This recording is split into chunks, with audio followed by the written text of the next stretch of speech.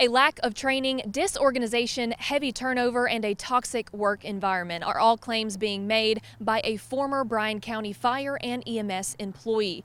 Officials are now in the hot seat, but what we're left with is pointed fingers and conflicting statements. Bryan County has had a long history of discriminatory and unfair practices. Bryan County under the microscope after concerns from a former fire and EMS employee, Joel Paskowskis III, were shared on social media this week. Paskowskis sharing that he was recently fired, what he calls a, quote, administrative mishap. It's a very toxic workplace. I think it's best to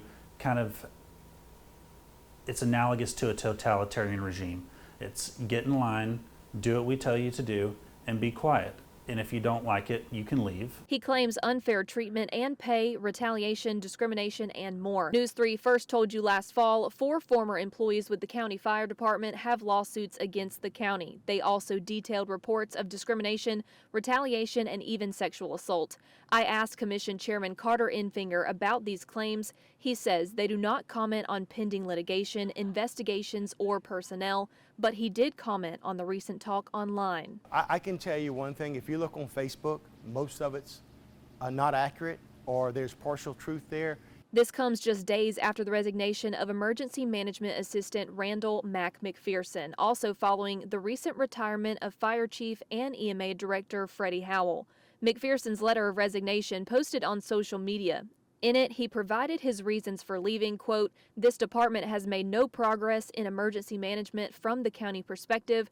Training has been ignored by the county commissioners." That left him frustrated, and he saw little to no participation from emergency employees across the board.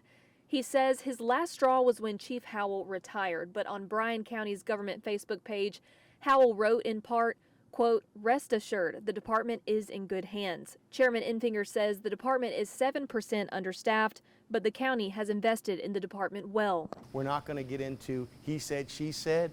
I think we have a great department. We have great employees. You can view those 4 lawsuits filed by former employees and watch our previous news coverage at wsav.com/Bryan County Fire. Reporting in Richmond Hill, Sarah Smith, WSAV News 3, on your side.